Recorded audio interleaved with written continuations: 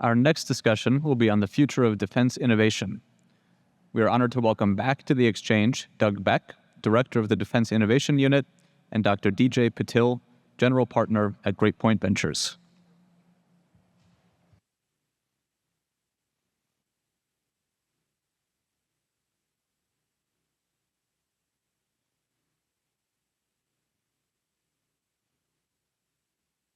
See, do we have live mic? We have live mics. All right. Well, thank you all for being here. This is a real treat. We have Doug Beck. Doug is not only the point person for the Defense Innovation Unit, but he actually has an incredible background that puts him in this very interesting Venn diagram of all sorts of different things. Not only having a tremendous amount of naval experience, military experience, he's captain in the Navy Reserves, but also previously was Tim Cook's right-hand person for solving types of problems all around the world at Apple. And then also, and where we got to meet, it was thanks to Ash Carter and really standing up the Defense Innovation Unit. And then now Doug has taken the helm of that organization. So thank you for being here, Doug, and doing this session. Cool. Thanks, DJ. It's Oh, wait, I don't think we have your mic, do we? I think I'm not live. They just want more of me talking. It's a dangerous thing. We'll find out. I could yell. This is where I should just have like some chat GPT joke and we're just gonna like have like stuff like we said. Yeah. That working? Let's try that. Test. Okay, there we go. All right, now we're back. So thank you, Doug, for being here.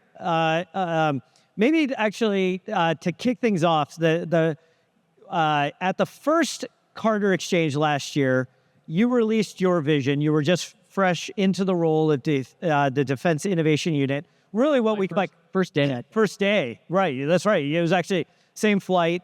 And you were really, you released your vision for what we might call the Defense Innovation Unit, DIU 3.0 efforts. So a tremendous amount has happened in 365 days-ish. Well, walk us through what 3.0 looks like now and tell us like very genuinely how it's going. Okay, so first of all, thanks, DJ. Thank you also to Eric, to Ely, to Stephanie, and most of all to Ash Carter. You know, David said earlier that he wished that Ash could be here with us today, but he is in the presence of all these people who he's inspired to get after this problem together. And actually, in addition to giving me the opportunity in the first place to get involved when you and I first met, my last conversation with him just a couple weeks before he passed was him telling me that there was one word why I should come and take this role, and he said the word was duty. So here I am. And by the way, just to emphasize this, if you get a chance to see Doug and you ask him to show him his screensaver on his iPad, it is Ash Carter speaking. It's probably him chewing us out on some issue. It's him at DIU then X. Then X. So you know, Secretary Carter was prescient in seeing that the imperative that we have that we've been talking about all day, in order to meet the strategic challenges that we have facing us as a nation, that there was no way that we could meet those challenges unless we were able to harness the incredible power of our commercial tech sector, much of which is represented here today, either in the room or in the rest of the convention.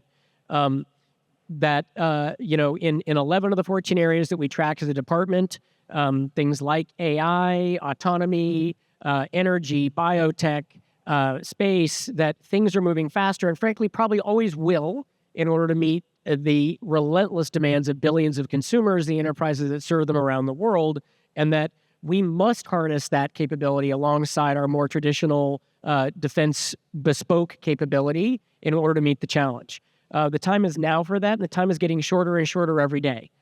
So while Secretary Carter was prescient in seeing it 10 years ago, it's not 10 years ago anymore. So we got to go fast. We also are at a tipping point, both because people understand that imperative. So we have a secretary who gets it, a deputy who gets it, an interagency set of partners who get it.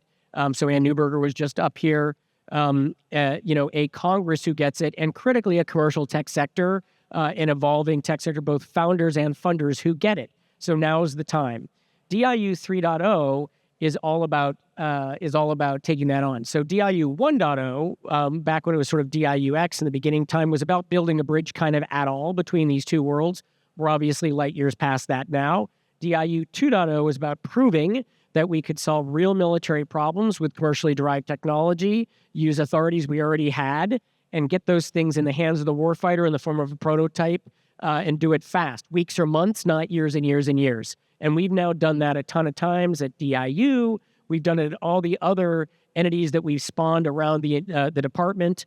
So folks like AFWorks and NavalX and MIU and AFC and others. And that is fantastic, but it's not good enough. What we have to do now is take that capability, apply it for strategic effect, which is what DIU 3.0 is about. And that is why Secretary Austin elevated DIU to be a direct report, and ultimately why Secretary Carter was convincing me to come do it. So under that DIU 3.0 piece, there's a couple of things. And really, it is about a very simple concept. It is about focusing that capability of commercially derived technology on solving those most critical gaps that we must solve in order to deter major conflict or win a force to fight. And that's what Eric Schmidt was talking about. Actually, most of the panels up here have been talking about today. It's then about having found those solutions. It's about working with the rest of the department, critically the services and the major engines of scale across the department, in order to scale those capabilities so that they deliver that effect and can do it with a scale that it actually meets the strategic intent. And it's about doing that without losing the speed. So it's focus, scale, and speed. And there we've got the DIU 3.0 plan has a series of major lines of effort. I'll just kind of tick through the biggest pieces of that really quickly. Yeah, please. So first, it's Can about... you all hear, Doug? By the way, can people hear me okay back there? Okay, perfect. Great. All right.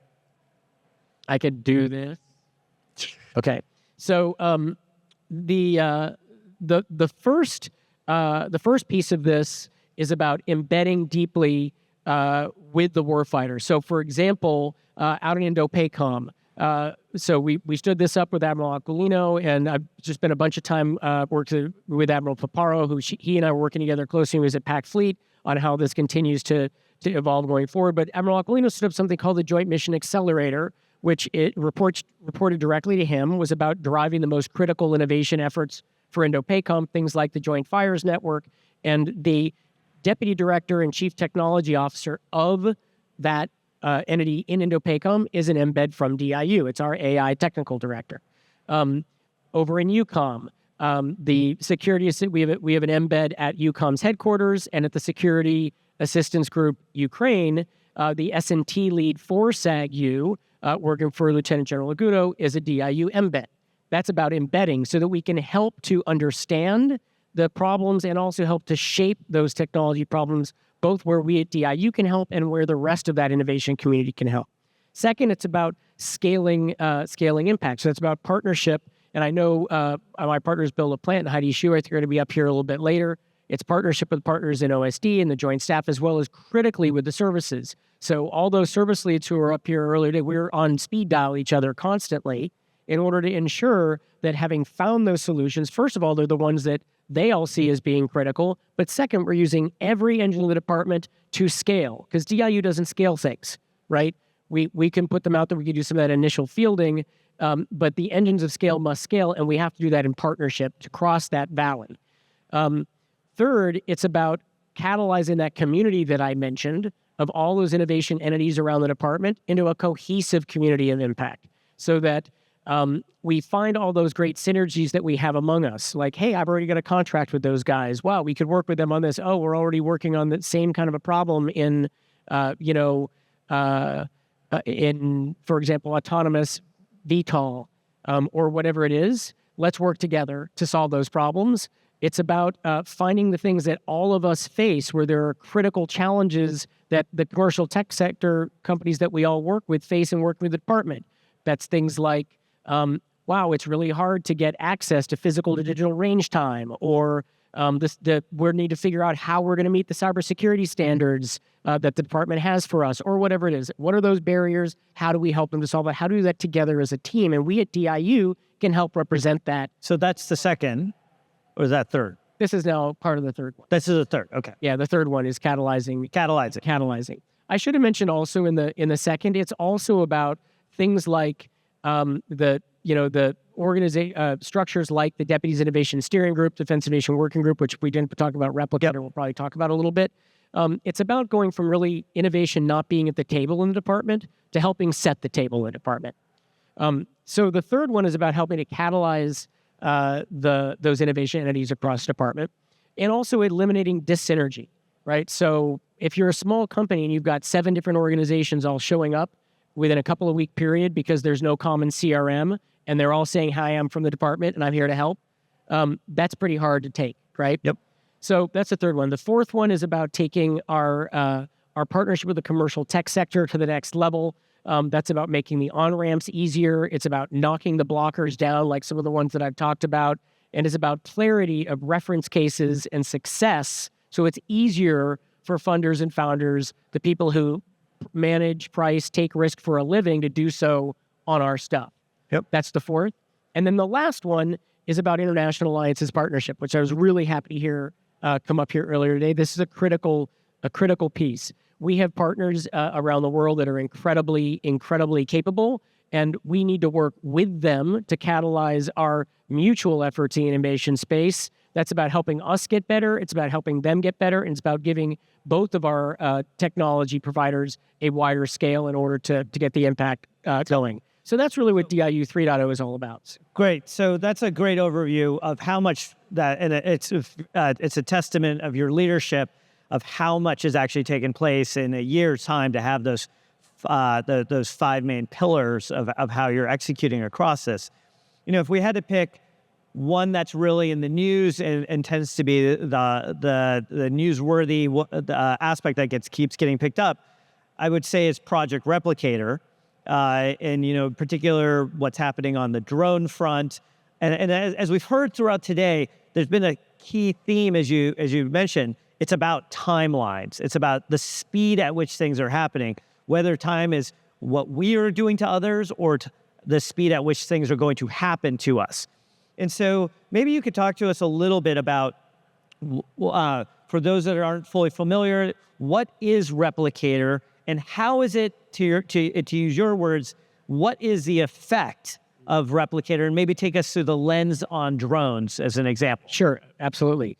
So Replicator is really about 2 things.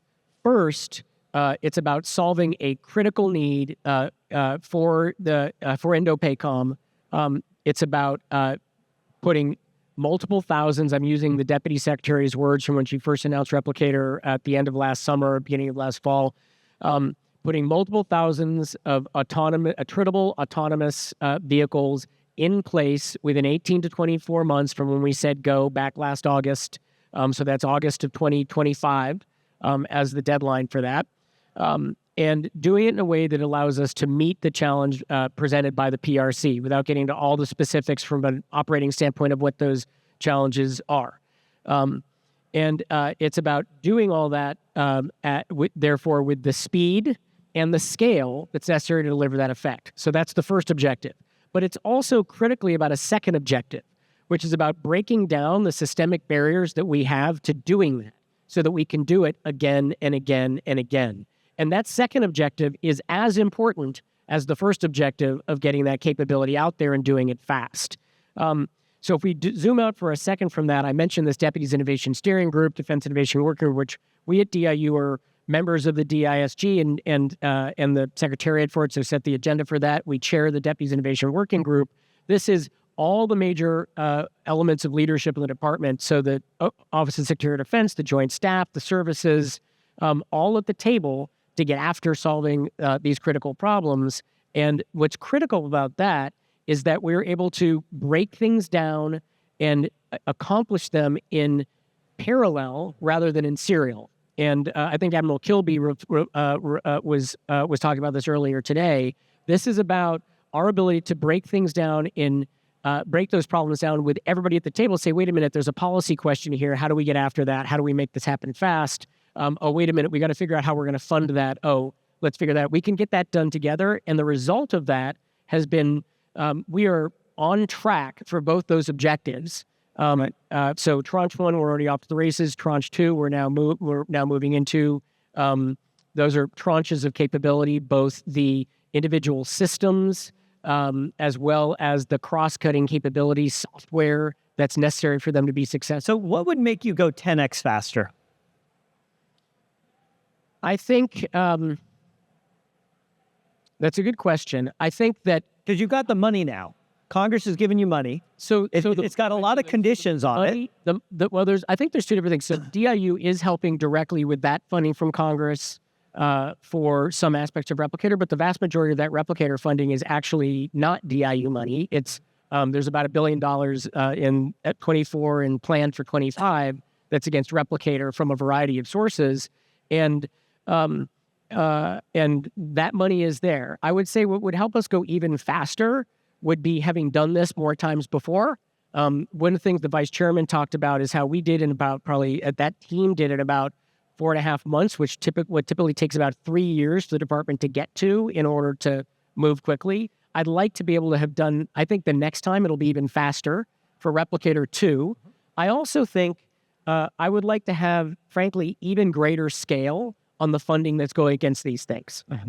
So I think we're getting to scale, and that's great. It'll be multiple thousands. I think some of these things need multiple thousands, and I'd like to see that happen. Now, this is a start, and by August of 2025, I think we're going to be pretty far along, and we'll have delivered what we said.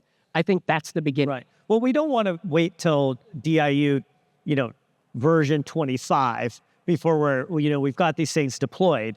And so, I hear that, and I experience this too, we think about all the process that DoD has, the principal groups, all these different, the deputies groups, et cetera. You also had a hand, a very important hand at Apple, which is quintessentially known for, don't ask the customer what they want, you build it, and you kind of know where they are. How do you think about needs versus requirements wearing both this Apple hat and this defense hat, knowing that you need to build for the warfighter? How do you help us understand that? So this has actually really been at the core of DIU's success long before I've gotten involved with DIU, but it's really at the core of what we do, and it's actually why those embeds I mentioned need to be there. Because if you had asked the consumer what they wanted back in 2007 when the iPhone was first coming out, you would not have gotten an iPhone. You would have gotten a flip phone. We would have had a BlackBerry 5.0. You would have had some kind of flip phone thing that had that you could watch TV on, and maybe a toothbrush popped out the side, and it had all kinds of funny designs. And that, by the way, is what people were asking for. And in fact, I started my career at Apple leading the business in Northeast Asia from Tokyo, and that's actually what the Japanese were building, were versions of those things back then. You wouldn't have got an iPhone that re-envisioned the intersection between humans and that technology, or an app store and what that means for unlocking all the capability and all that. You got that by thinking about what is the human problem or set of problems we are trying to solve, and how can technology solve them. And so what we try to do at DIU, and we've absolutely been doing this with our partners across departments of the Replicator process, but it's what we do always, is start with where there's a legal requirement that goes to the JROC process. So that, setting aside that, we don't start by saying, what exactly is the detailed widget that we now need to go and tell hardware or software to go tell the tech sector to come deliver to us? Because that's not how you get the best out of the tech sector. That's not how you unlock the incredible innovation of what we've got. You say, this is the problem we're trying to solve. Now come in and show us how you can solve it, and you've got like 6 weeks. So, how do you think about that with the startup community versus the more traditional base? So I guess the first thing I'd say is our process is built to put a lot of those players on a very even playing field. So that best tech, whether it comes from a defense prime, which we do some work with, all the way to a brand new startup, has an opportunity because of the simplification of the process, going from, instead of 100 pages of submission and all kinds of complexity to get into that process at all. It might be a very simple white paper or a very simple PowerPoint presentation that folks come and say, this is why we ought to be in. We then will down select from that quickly to say, okay, now you got to put real capability in front of us that we can see and screen and down select in order to choose. So the first piece of this is really about leveling the playing field so it's easier to get on there. But ultimately, and this is a critical one and one that is not solved yet, that we must get to solution for, is we have to have the scale, ultimately, of success stories that make it much easier for those founders to make those bets on us with their technology and for their funders to say, yeah, make that bet. And by the way, I'll give you a bunch more investment to get there. Now, that's happening. There's a ton of capital that's now coming into this space, all the way from disinterested capital all the way to highly patriotic capital that might be willing to accept a slightly lower return to get after these problems. But we have to give them scale successes. That's something that, despite all the success in Ukraine, hasn't really even happened yet with those companies there. That's something, and that's one of the reasons initiatives like Replicator are so critical to deliver scale successes that are reference cases that those founders and funders can point to and say, yeah, I'm going to take that risk. So let's jump to the topic du jour, which is artificial intelligence. We're here at AI Expo, Carter Exchange. AI is dominating the conversation. We have the definitive lead as the United States over China right now. How do we convert this lead into true capabilities for the department? And I want to add in this, because we have such an interesting system right now, because the definitive lead is largely, you have the Google, Microsofts, et cetera, that are traditionally big tech, that are massively bigger than Lockheed Martins and the SAICs and all the usual names that are in the military industrial space. And then you have this new wave of startups like OpenAI, which is now a very big startup. But you also have upstarts building everything from chips to other components that are in there. So given that we have all of these pieces, and you as the leader of DIU, how do we translate this energy to effect, given the time scales? Yeah, so we could talk about that all day instead of the 6 minutes or something that we've got left. Maybe make Speaking of speed, I'll make a couple of points and I'll talk really fast. It's good. My mom was a Sicilian, so I can do that. First, I would say, we do have the lead in many areas, but not all. Some of the critical applications of that technology, for example, to the creation of a surveillance state, or the application of that technology to aggressive information operations, is not something that we lead in. But we need to be able to be out in front of at least understanding that. And the only way to do that is by harnessing artificial intelligence in order to do that. Second, I would say, before I get into kind of how we operational, the need is critical in order to get after this. It's not just the high-end, cutting edge generative AI and the next. It's also basic ML ops, the hard work of common data layer, more conventional algorithms, the kind that Alex Karp was talking about earlier as well, which we're supporting our friends at the CDAO and the services in getting after, that we need in order to solve some of those critical problems we have as a department. There's a ton of energy that we can and power that we can get from just doing that, because we have a long way to go to do even that.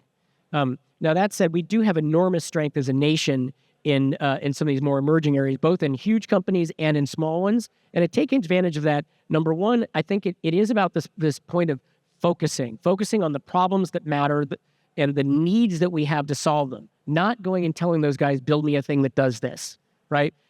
It's those needs, and experiment rapidly, and not just sort of sparkle general AI pixie dust on every kind of problem out there. Mm-hmm. Second, it's about harnessing the very best in breed of what's out there in that commercially derived tech world, whether it's in a large company or small, and creating the on-ramps in the ways that we're trying to make it possible for that capability to be solving the problem.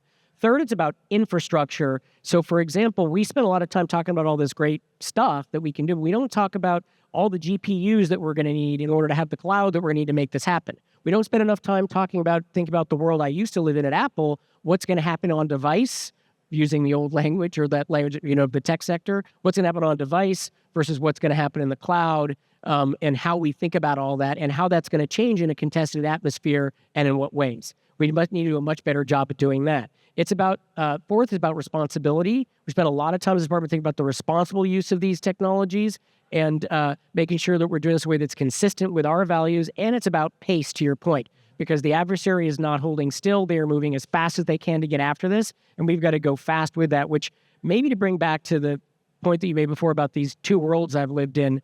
Well, you have the third also being being deployed. And maybe, okay, all these different worlds that I've lived in.